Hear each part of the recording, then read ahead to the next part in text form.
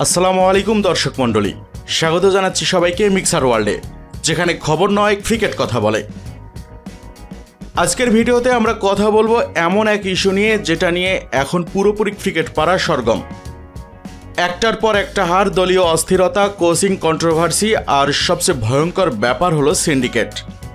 হ্যাঁ, বাংলাদেশ ক্রিকেটে এখন চলছে এক ভয়াবহ অস্থির সময়।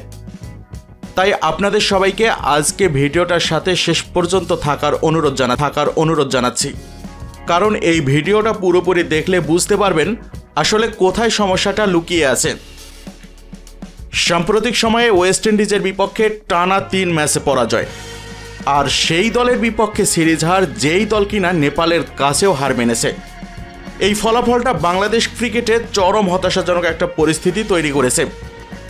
ক্রিকেট বিশ্লেষকরা বলছেন এই ব্যর্থতার মূল কারণ শুধুমাত্র খেলোয়াড়দের ফর্ম না, বরং এর পিছনে আছে বিতর্কিত কোচিং সিদ্ধান্ত আর বোর্ডের ভিতরে তৈরি হওয়া এক শক্তিশালী সিন্ডিকেটের প্রভাব। ওয়েস্ট ইন্ডিজ সিরিজে আমাদের ব্যাটসম্যানদের ব্যর্থতা চোখে পড়ার মতো ছিল। ভাবুন তো, যে দল কিছুদিন আগে নেপালের কাছেও হেরেছে, সেই দলের বিপক্ষে আমরা টানা 3 ম্যাচ হেরে যাই। একটা ম্যাচে তানজিদ তামিম খেলেছেন দারুণ এক ইনিংস, 89 রানে আউট হয়ে সেঞ্চুরি মিস করেছেন। এটা ছিল বাংলাদেশের হয়ে টি-20তে শতক হাঁকানোর সুবর্ণ সুযোগ। এখনও পর্যন্ত কিন্তু শুধুমাত্র 2 জন, তামিম ইকবাল আর পারভেজ ইমন, এই কীর্তিটা গড়েছেন। তানজিদ আউট হওয়ার পর থেকেই গ্যালারি যেন নীরব হয়ে পড়ে। আর হতাশার চিত্রটা আরও ভয়াবহ হয় যখন দেখা যায় বাকি ব্যাটসম্যান মিলে মোটে 34 রান করতে পারে। এটাই বলে দেয় দলের ব্যাটিং গভীরতায় কতটা ঘাটতি। এখন প্রশ্নটা হচ্ছে, এই ব্যর্থতার দায়টা কার? বিশ্লেষকরা বলছেন দলের ব্যাটিং কোচের ভূমিকা নিয়েই এখন সবচেয়ে বড় প্রশ্ন উঠেছে। এই কোচ, যিনি বাংলাদেশি বংশোদ্ভূত, ম্যাচের পর ম্যাচ ব্যাটসম্যানদের ব্যর্থতা সত্ত্বেও নিজের সিদ্ধান্তেই চাপিয়ে গেছেন। আর অভিযোগ আছে তিনি নাকি নিজের চারপাশে এক সিন্ডিকেট তৈরি করেছেন। জাকের আলী অনিককে একাদশে রাখা নিয়েও তীব্র সমালোচনা চলছে। তার আগের পরিসংখ্যান ভালো না থাকা সত্ত্বেও তাকে 8 নম্বরে নামানো হয়, যেখানে একজন স্লোগার খেলার কথা শেষের দিকে, শেষ কয়েক ওভারে। তারপরও নাসুম আহমেদকে তার আগে পাঠানো হয়। অনেকে বলছেন এটা ছিল জাকেরকে ক্যারিবিয়ান বোলারদের আক্রমণ থেকে বাঁচানোর কৌশল। কিন্তু জাকেরের এলবিডব্লিউ আউট হওয়া, এমনকি একটা রিভিউ নষ্ট করা, সব মিলিয়ে যেন বিতর্কের আগুনে ঘি ঢেলে দিয়েছেন। বোলিং নিয়েও প্রশ্ন থামছে না। মুস্তাফিজুর রহমান কোনো ইনজুরি ছাড়াই একাদশের বাইরে, অর্থাৎ তিনি ফিট কিন্তু বাদ। যে উইকেটে 3 জন স্পিনার শেখ মেহেদি, রিশাদ আর নাসুম আহমেদ খেলছেন, সেখানে পেস কম্বিনেশন না রেখে মুস্তাফিজকে বাদ দেওয়া, এটা কৌশলগতভাবে অনেকটাই অযৌক্তিক সিদ্ধান্ত। এর ফলে পুরো দায়িত্ব চলে গেছে তাসকিন আহমেদের কাঁধে। তাই তাকেই করতে হয়েছে পুরো কাজটা, যা একেবারেই ভারসাম্যহীন একটা টিম প্ল্যান বলে মনে হচ্ছে।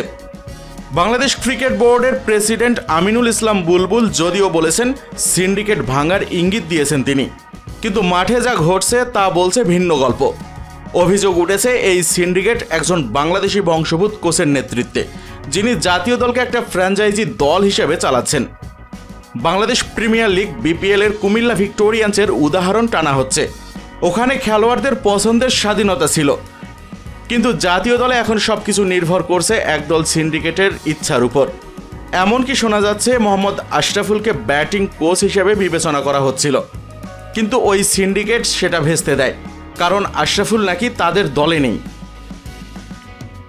আচ্ছা, এখন ভাবুন, বাংলাদেশ ওয়ানডেতে অল আউট হচ্ছে 100 রানে, আর টি-20তে মাত্র 90-এর ঘরে।